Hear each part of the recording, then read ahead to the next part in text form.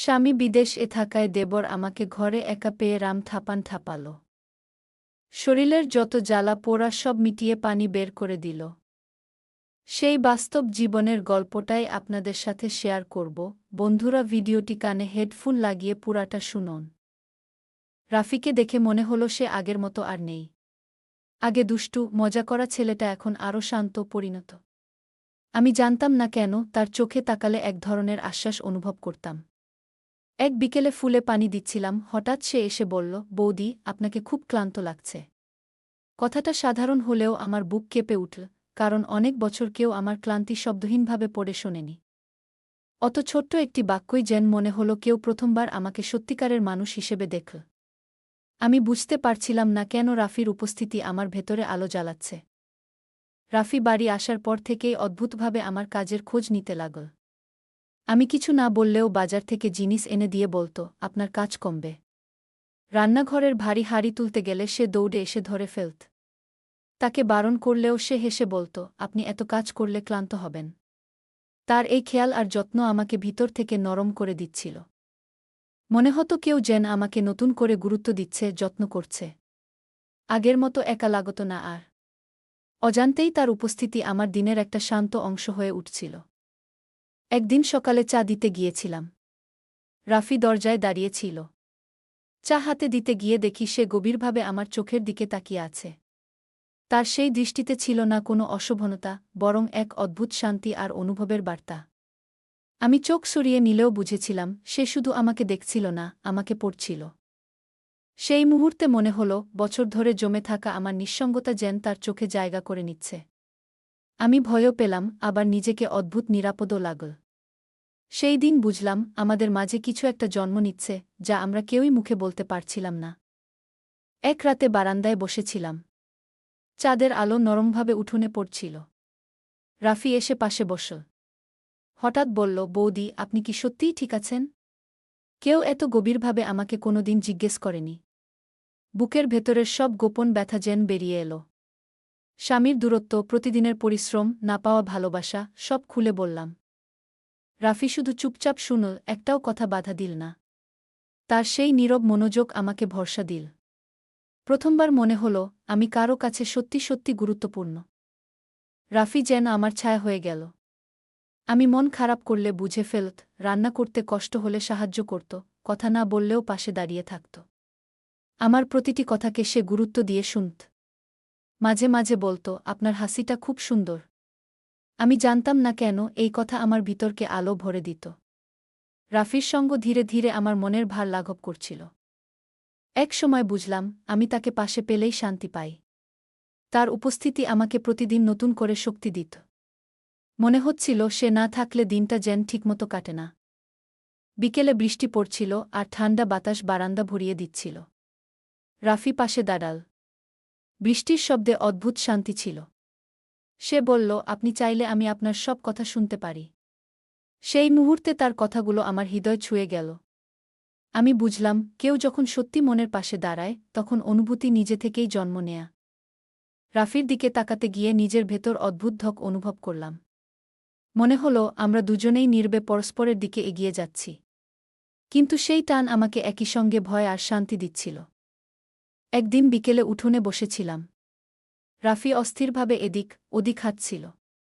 আমি কারণ জানতে চাইতেই সে আস্তে বলল, আপনি না থাকলে বাড়িটা ফাঁকা লাগে। তার কথায় আমি থমকে গেলাম। সে আরও বলল, আপনাকে দেখলে শান্তি লাগে।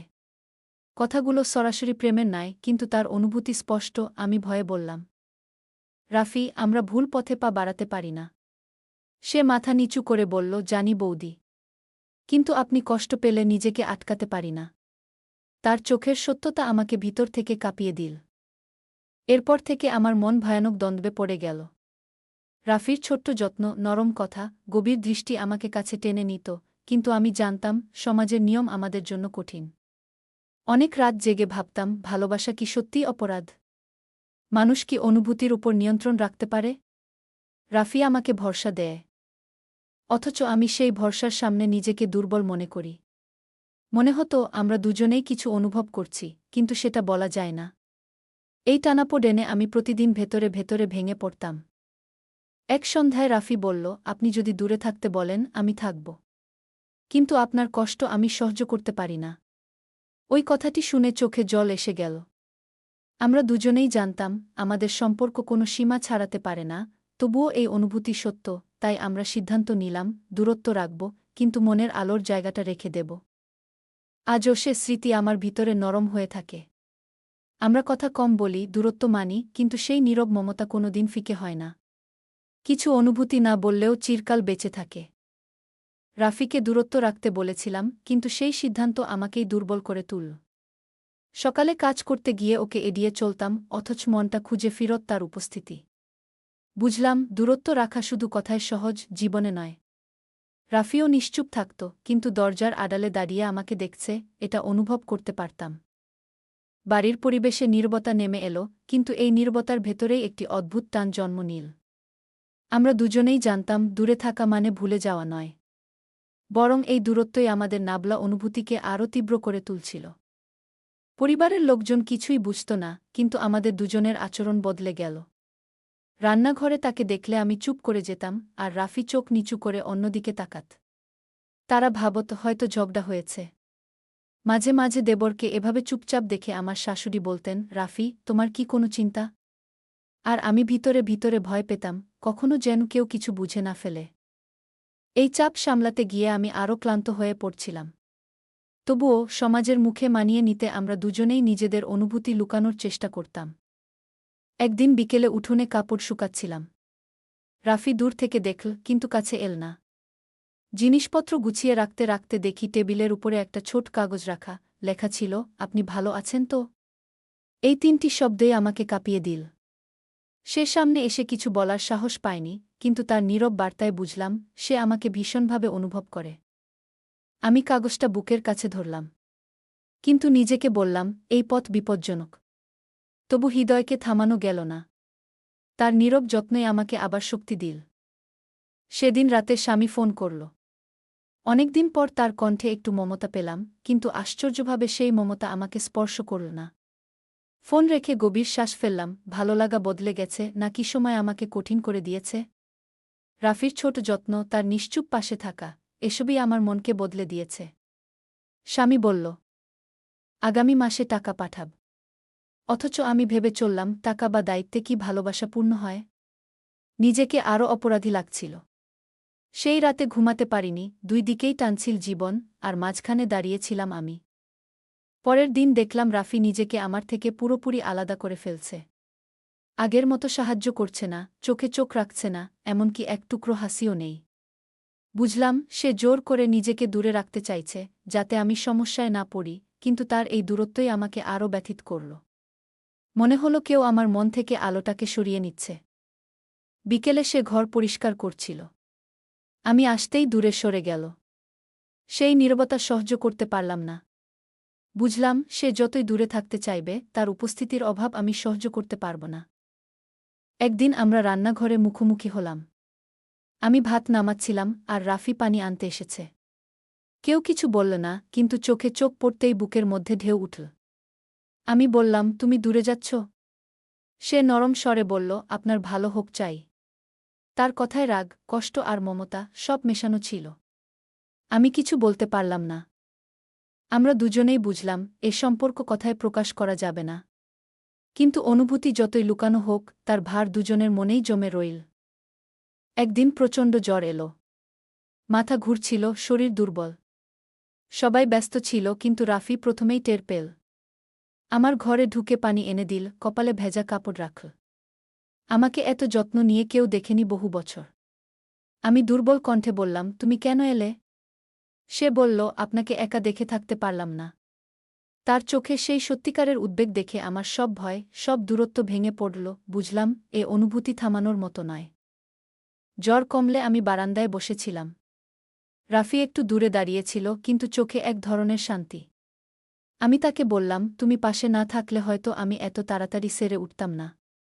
সে মাথা নিচু করে হাসল। সেই হাসিতে মমতা ছিল, আবার যন্ত্রণা ছিল, আমাদের সম্পর্কের মতোই। আমি বুঝলাম জীবন কখনো কখনো এমন মানুষকে সামনে আনে, যাকে ভুলে যাওয়া যায় না। রাফি আমার জন্য শক্তি হয়ে উঠেছে, যদিও আমরা দুজনেই সীমা মানতে বাধ্য, অনুভূতির তীব্রতাই আমাদের কাছাকাছি রাখছিল। আমরা আগের মতো স্বাভাবিক হতে চেষ্টা করলাম। কাজের মাঝে কথা হতো, কিন্তু সীমারেখা মেনে। রাফি খুব সতর্ক, আমি বুঝতাম সে আমাকে ভালো রাখতেই নিজের অনুভূতি চাপা দিচ্ছে। মাঝে মাঝে সে দরকার ছাড়া কথা বলত না, কিন্তু তার চোখের নরম দৃষ্টি আমাকে সব বুঝিয়ে দিত। আমরা দুজনেই নীরব সঙ্গ খুঁজে পেলাম। একই বাড়িতে থাকলেও মানসিক দূরত্ব ধরে রাখা ছিল কঠিন, তবুও প্রয়োজনীয়। এই অবস্থায় আমাদের সম্পর্কের গভীরতা আরও বেড়ে গেল, কারণ আমরা দুজনেই জানতাম, কিছু অনুভূতি প্রকাশ না করলেই সবচেয়ে সত্য হয়ে থাকে। একদিন সন্ধ্যায় রাফি বলল, আমি ঢাকায় চাকরির জন্য চলে যাব। আমার হৃদয় কেঁপে উঠল, যদিও মুখে কিছু বললাম না। সে আস্তে যোগ করল, দূরে থাকাই ভালো। আপনার জন্যও, আমার জন্যও। আমি মাথা নাড়লাম, কিন্তু মনে হলো চারপাশ অন্ধকার হয়ে যাচ্ছে। সে চলে গেলেও আমাদের মাঝের সেই নীরব মমতা কোথাও মরে যায়নি। আজও জানালার পাশে দাঁড়িয়ে বৃষ্টির শব্দ শুনলে তার কথা মনে পড়ে, আমরা দুজনই সীমার মধ্যে থেকেও একে অপরকে অনুভব করেছি। এটাই আমাদের সম্পর্কের নিঃশব্দ, অমর সমাপ্তি। বন্ধুরা, গল্পটি ভালো লাগলে ভিডিওতে একটি লাইক আর চ্যানেলটি সাবস্ক্রাইব করে রাখবেন এমন মজার মজার গল্প শোনার জন্য।